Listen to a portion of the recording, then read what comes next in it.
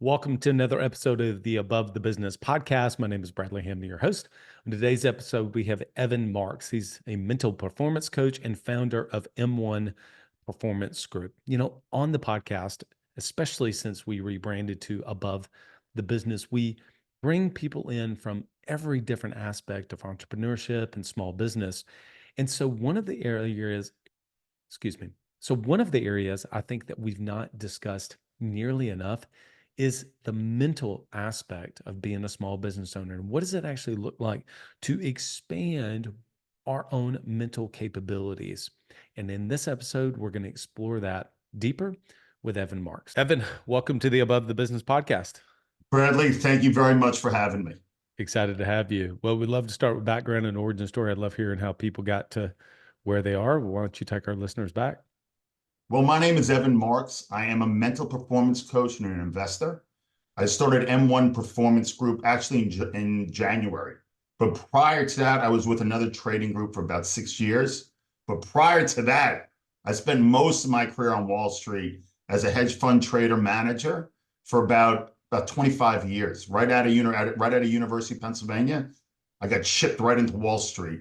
And I spent most of my career there, which I didn't enjoy all the time, but I learned a lot of lessons along the way. And I really was very fortunate enough to understand the importance of mental performance in that arena and how it carries over to my coaching practice, how I invest in companies. So I'd like to say I regretted some of those years, but now when I look back, it was extremely formative time in my life where I really dug in to building my mindset, understanding resilience and emotions and behavior and the unconscious. So it was really a very valuable time for me. Can you define, when you think about mental performance, I don't want to have an assumption of what that is.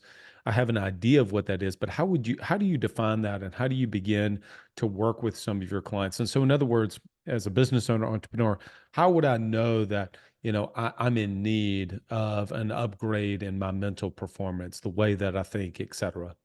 It's interesting. I mean, it's a great question. And I always give it thought, whatever's, in between the ears, that's your mental performance, right? We're not talking about biceps, triceps, traps, and doing lunges. What we do is it's a mental gym, right? We know there's an unconscious. We know there's a conscious. We know there's feelings and behavior. And we know, my practice takes modern psychoanalysis, which is Freud, right? How the early years, the learned behavior, the experiences, the lessons we've learned, coupled with actually how the brain works. We know the brain is a predicting mechanism. But what's interesting is it predicts from past experiences. So now that we couple emotions, behavior, we're able to now, through which we all know about neuroplasticity, right? In the latest of neuroscience, how the brain can actually rewire itself. So growing up, certain feelings were tied to certain behaviors that served you. But as we grow up, as we become adults, as we become whatever you do for a career and even life in general, oftentimes we need new behaviors. But what's interesting, Bradley, is that behaviors change before feelings.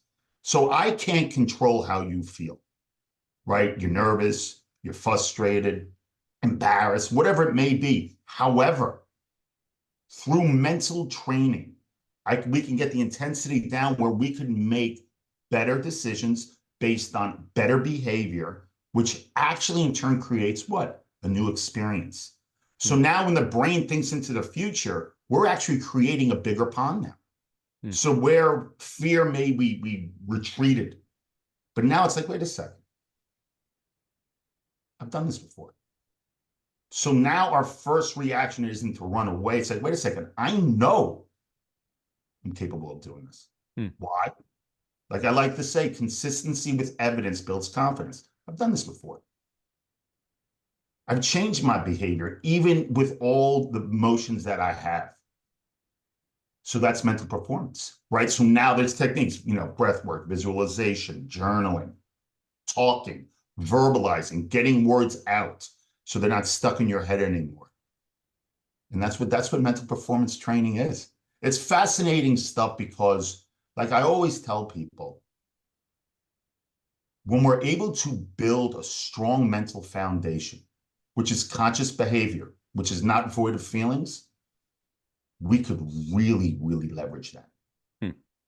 And that's the exciting part. You know, I often say you have to slow down to speed up, but slowing down is intentionality, is really figuring out what is going on in your mind, making the unconscious conscious, and really having the freedom of choice. Hmm. It's pretty amazing, isn't it? Right. Were you ready for Are that you a definition? golfer? Are you a golfer? Have you ever played golf much? I do play golf. Am I a golfer? No. Okay. All right. Yeah. Uh, so I played in college, and the reason I'm sharing that is I was a decent golfer. I mean, I played Division II golf. So I'm a scratch golfer now, and I say that only for what I'm about to say. I say that because when I was in college, if I would get a couple under par playing in one of our collegiate tournaments, and you're playing for the rest of the team, obviously, I would want to get it in the house, meaning I would just, okay, I'm good. I'm good. This is a good score. Don't screw it up. Right. And inevitably I'd make a few bogeys coming in or make a double bogey. And what in my head was I was always comfortable playing around par. Yet there were a few people on our team, a couple people in particular. Justin was one of them. He was an All-American. He'd get to one, he'd want to get to two. He'd get to two, he'd want to get to three under. He'd want to get to four under. He didn't seemingly get uncomfortable the better his round was going. If he was at five under, six under, I'd be thinking, man, I got to get this in the house, I got to protect to this thing. solidify this. Well, here's where I want to apply this back to business. I think that through my own journey of working with other business owners, they're comfortable getting the business to $500,000 in revenue. Maybe they're comfortable getting it to 1 million, but getting it to two, getting it to three, or even thinking about scaling the business to 5 million or beyond that there's a mental barrier there. And so I use my golf analogy of, roughly even par, right? For me, it's like, okay, I can do that. But if I'm six under par, I'm way out of my comfort zone.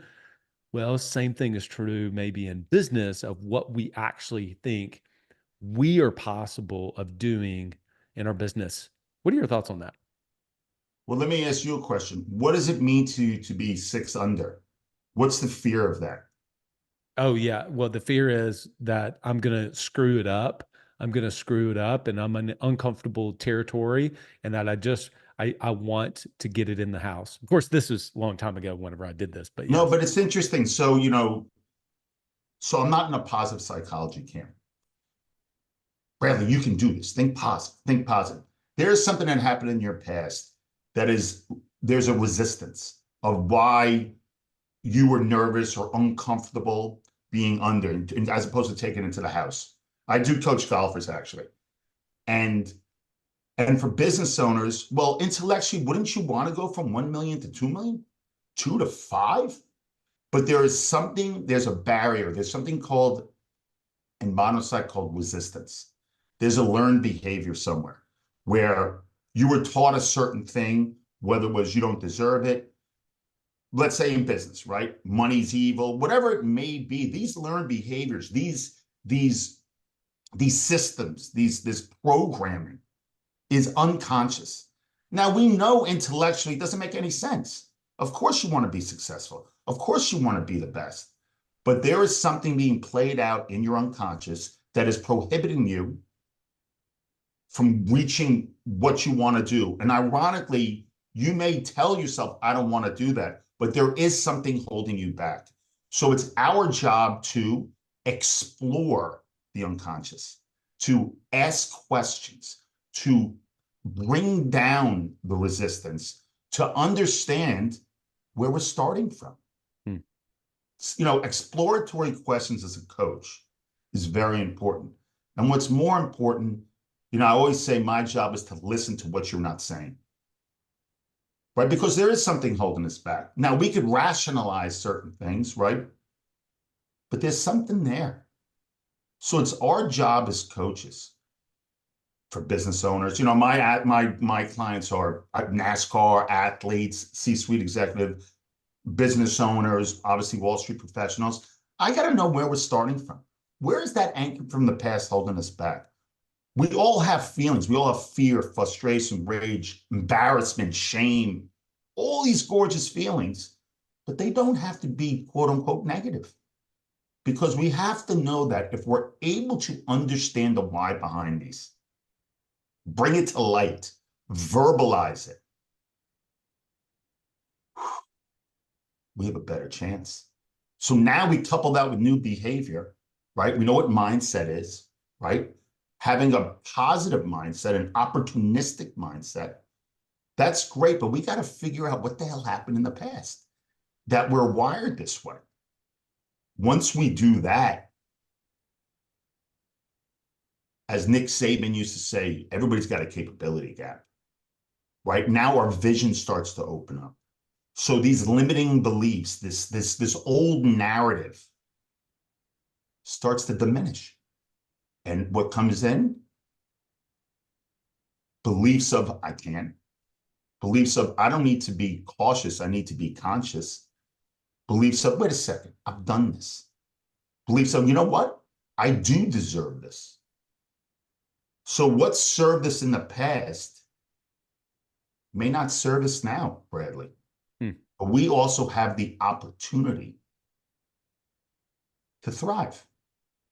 Now, that doesn't mean that, like, if somebody just wants to have $1 million business because they do spend a lot of time and they want to be with their family, but if that's what they consciously choose, barring these limiting beliefs, this old programming, God bless you. However, if you truthfully want more, then we have work to do. Does that make sense?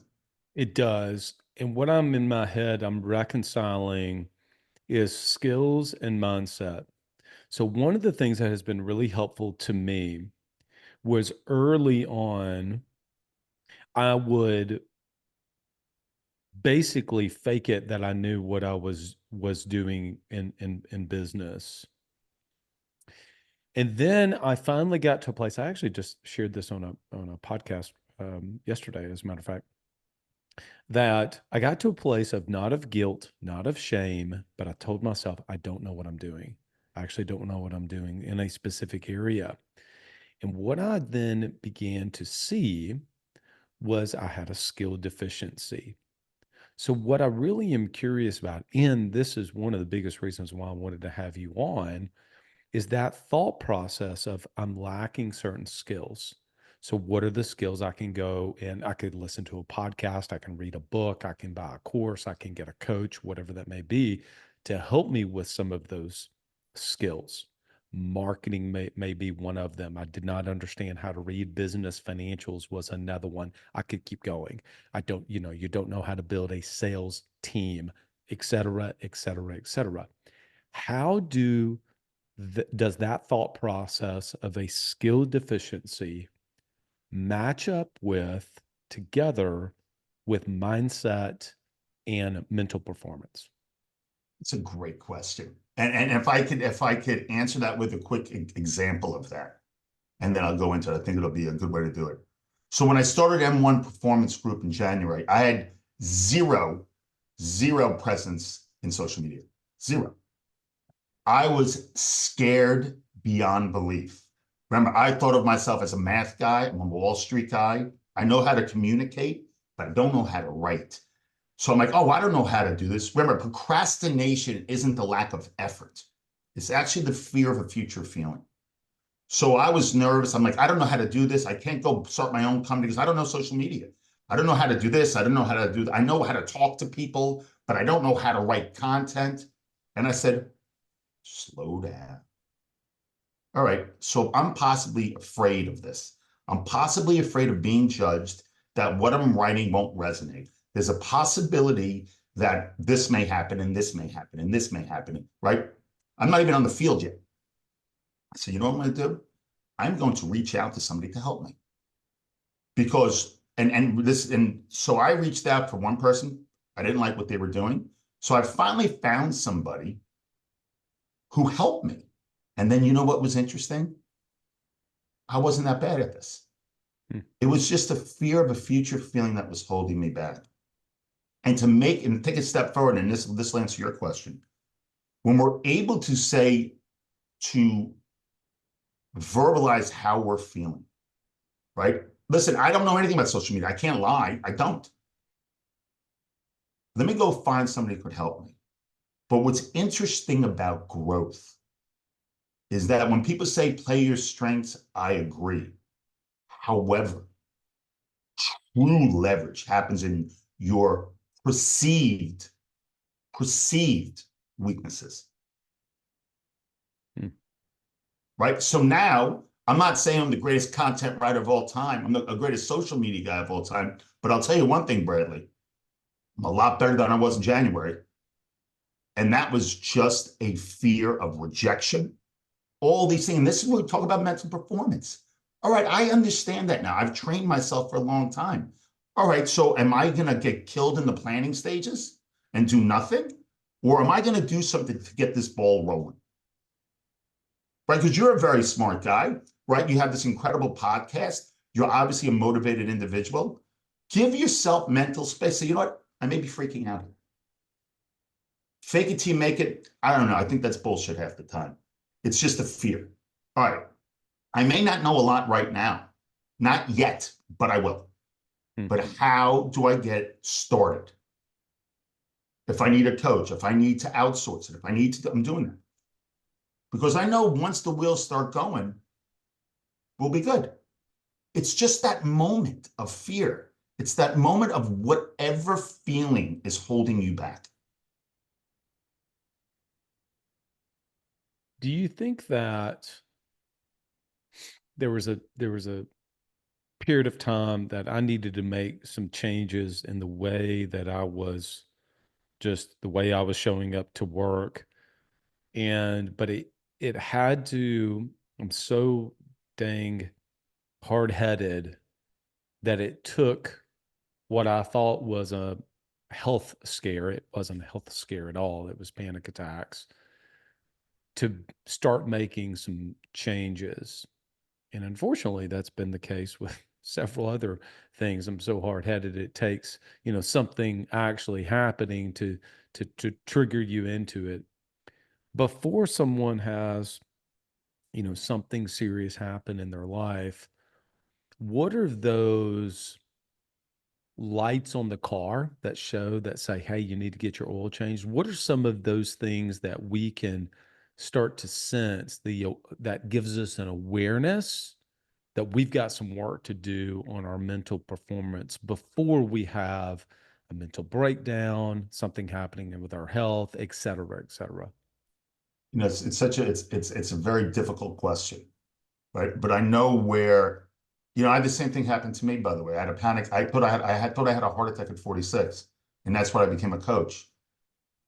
Literally, it took that long that I didn't see the lights happening. But I wasn't so involved in mental training, even though I thought I knew certain things. So it's, when you say what are the lights, I believe that we're so fortunate right now that there is, we know what material wealth is, cars, houses, people think that way. But I think there is such, and I do believe there's such a movement called this, there's something called the holistic wealth. And what holistic wealth is well-being, is gratitude, is making sure we're number one priority and everybody else will benefit from it. Like it's more about being outside, getting sunlight. It's this whole movement now. Maybe it happened right before COVID or whatever, but there's been a shift, and especially for men. So, the more people talk about mental health, the more that it's in the spotlight, I believe the more it's easier to answer that question because people are starting to look at themselves and they are more concerned with their health and their mental health. And they understand the impact that it has on their life, on their family, on fulfillment. So how do you pick up on it? Well, one of the easiest things to do is go to a doctor. Like I have clients who don't even get physicals. But once we're start aware about our health, right, this is simple. Oh, okay, how am I feeling? You go to a doctor. Some people don't even do that. little things, taking a walk, right? Say, you know what? I'm going to take a walk every day, 20 minutes, 30 minutes with no iPod, no, excuse me, no phone, and start paying attention to yourself. But you have to be curious, you have to be intentional, and you have to want to do it.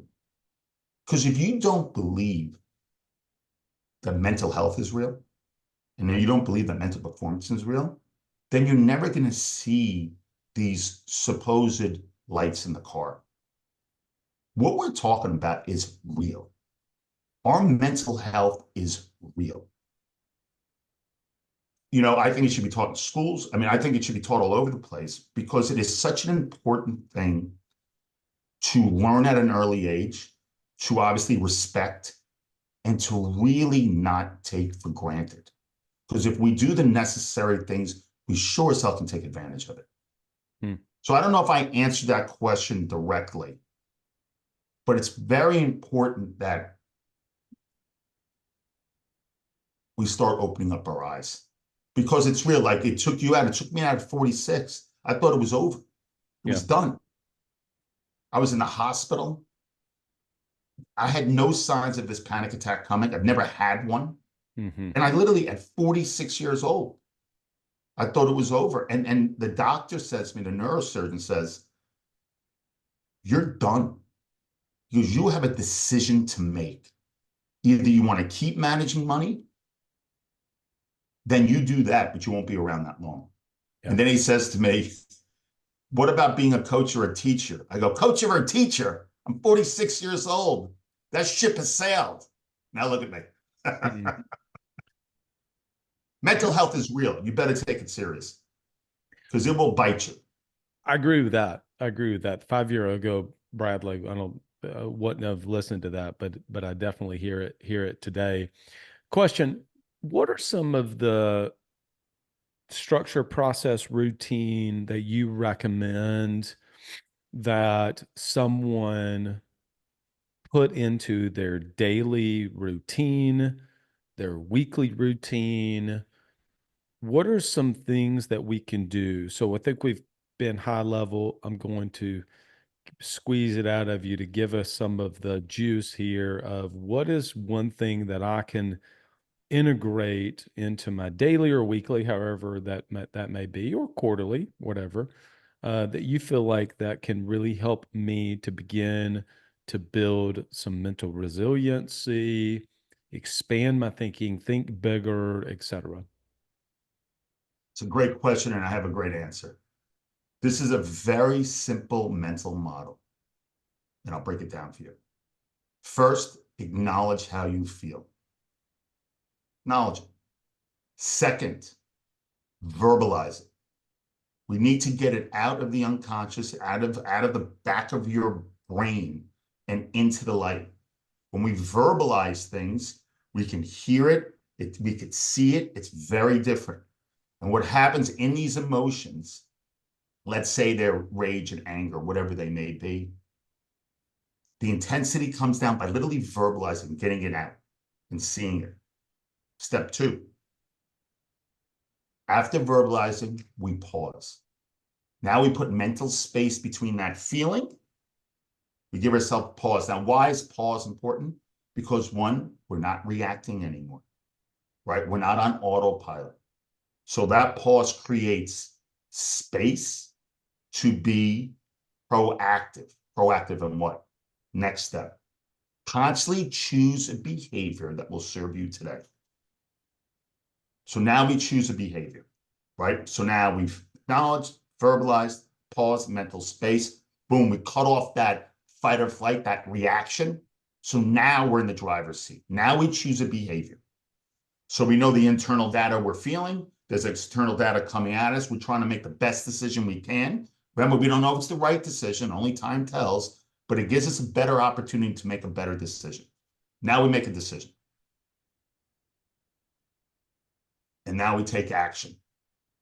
What that whole package looks like is an experience, right? Well, oh, I used to, when somebody triggered me, because we don't know who the person is, it could come from the past, and you bite. You're like, ah, fuck, I did it again.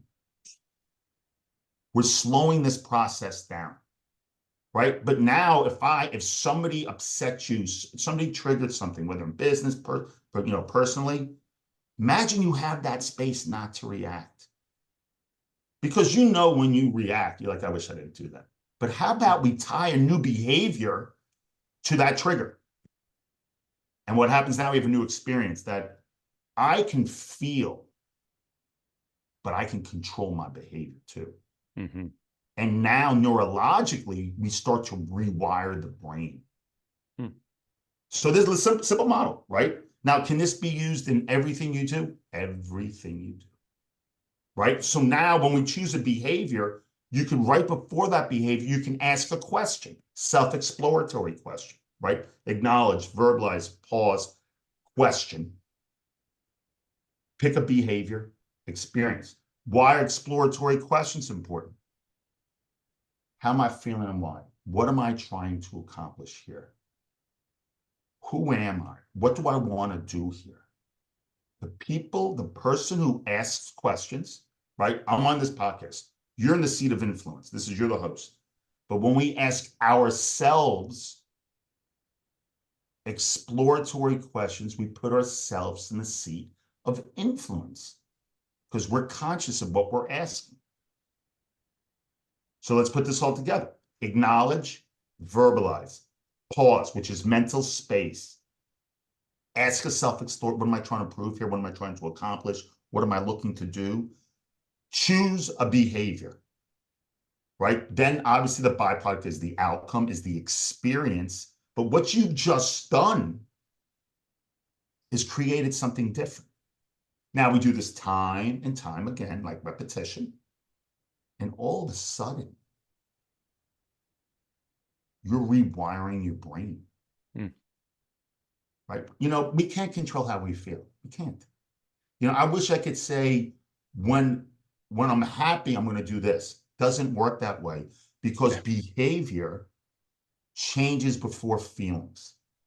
I can't tell you when I've never met anybody who's never been angry, right? But I know guys and girls and children who can act in a certain way in the face, not void of feelings. Hmm. How incredible is that? I can't control how you feel, but you sure as hell can control how you behave. Yeah. You talk about your physiology, how you stand, how proud you are of yourself, how you're able to sit in the pocket, how you're able to find ground fast to make a decision. Athlete, business owner, C-suite, Wall Street. You're telling me if you worked on that, you're not getting better? Hmm. You probably could feel it as I say it, Yeah, for sure. right? You just sat up. I just felt like, yeah, of course.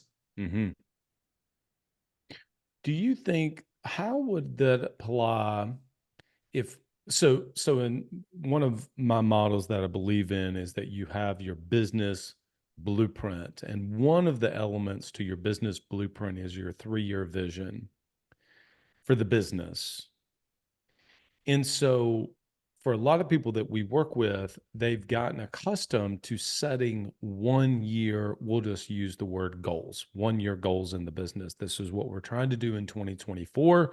This is what we're going to try to do in 2025. And so you end up with 20 years of the same year repeated over and over and over again. And so setting out and leaning out 3 years begins to help break that pattern a little bit. I myself struggled with this, but I know a lot of people we've worked with struggle with what level to put some of that vision. They write some things down, you see it, and you can see they're playing it safe. They're playing conservative. It's, you do the math on the growth over 3 years and you say, you realize that's only like 8% compounded growth year over year. And they go, oh, I didn't realize that. Okay. Is that it? And then they come back and they say, is I that didn't not realize enough? that. They Yeah. say, is that not enough? I'm like, well, it's not my vision.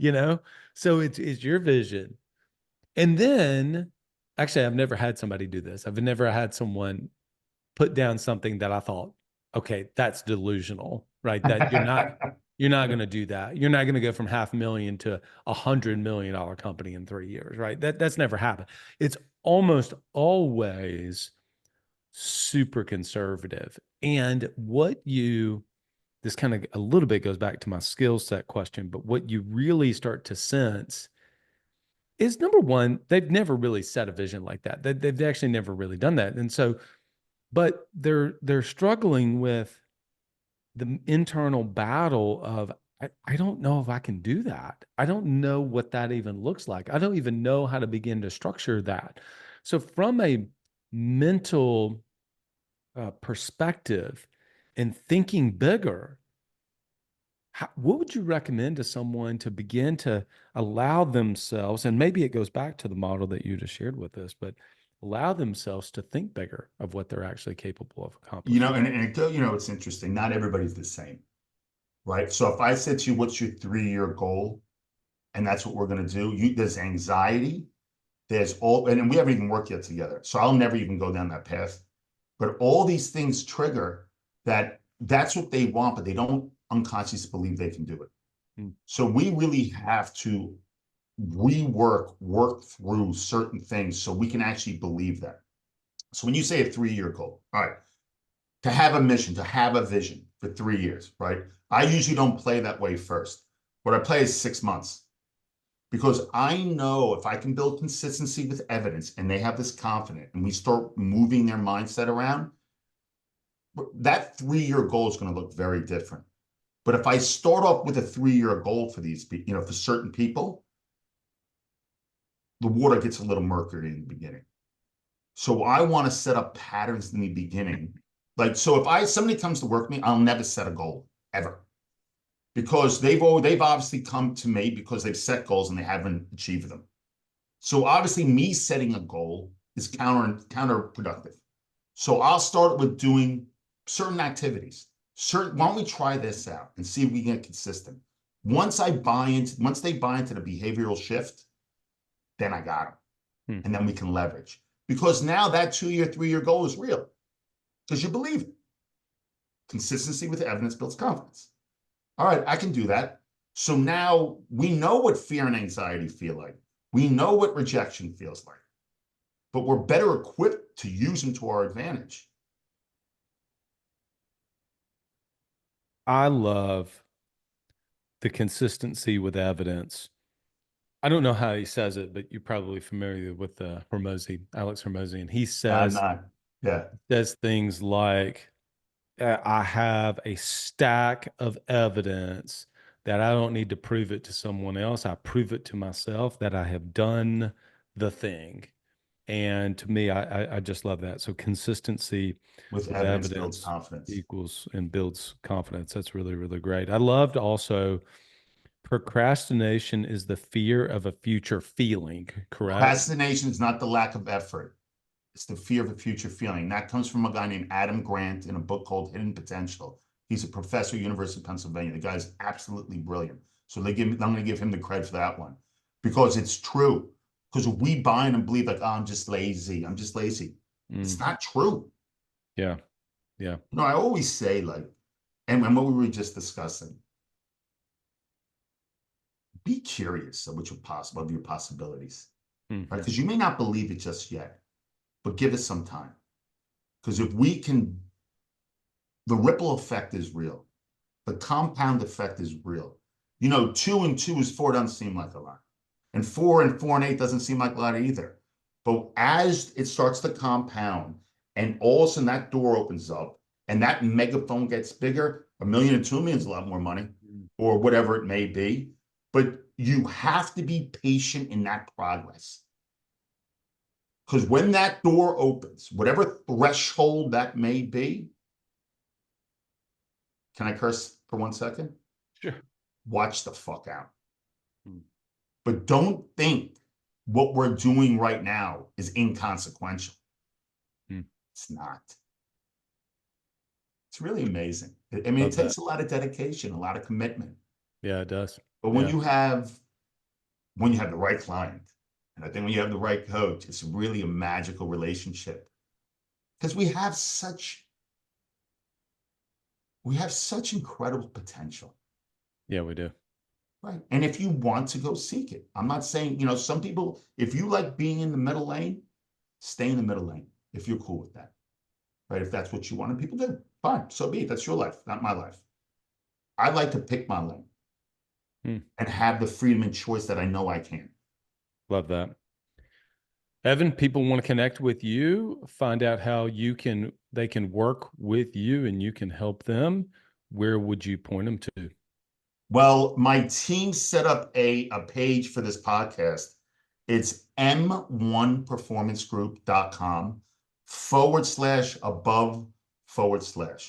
I'm also on Instagram, LinkedIn, Twitter, letter X, and now I'm going to be on TikTok once I figure out my daughter's password that she set up for me. So my social media team, we currently can't get on. That's And I fantastic. have, and on this page, just real quick, I have an example. If you enjoyed that whole mental model, I really spell it out there for you. Then we have these questions that you can think of. And also there's a discovery call option. If you want to, it's a free discovery call. If you want to have a chat, I would love to hear from you. I love what I do. Hopefully you can feel that. Yeah, And I no think question. we all have the ability to get better. Evan, that's great. Last question for you. What do you feel like working above the business means to you? I think working above the business is having a bigger vision of what you want for yourself and others. I think of working above the business means actually serving others. Evan, thank you so much for coming on the podcast. It was a pleasure. Thank you so much for having me. Thank you. Shout out to our podcast partners, Club Capital, Coach P Consulting, Autopilot Recruiting, and Today App Pro. If you want to be able to level up your skills and even the mindset with your financials, go to club.capital, book a no obligation demo with someone on the team, and they can see how they can help you to acquire the skills, understand the mindset of being able to make good decisions with your financials. Club.capital. When I think about with Evan, with the mental model, one of the things that's really helpful is also putting yourself around other people that have done and somebody else that has done exactly what it is that you're trying to do. And Coach P can help you to do just that. Go to coachpconsulting.com, coachpconsulting.com. There is, just like with mindset, there's skill set, and then there's also tools. If you've not checked out Today app, if you're an insurance agency owner still using some other software or an Excel spreadsheet, Google Sheet that you may have to kind of keep track of your sales, commissions, bonus for your team, and then you have your word tracks and your scripts other places, and you want to put that all in one that works with your corporate approved CRM, go to todayappro.com, todayappro.com. If you like what we do, go to blueprintos.com/assets and get a hold of the Rainmaker to Architect Starter Kit. blueprintos.com/assets.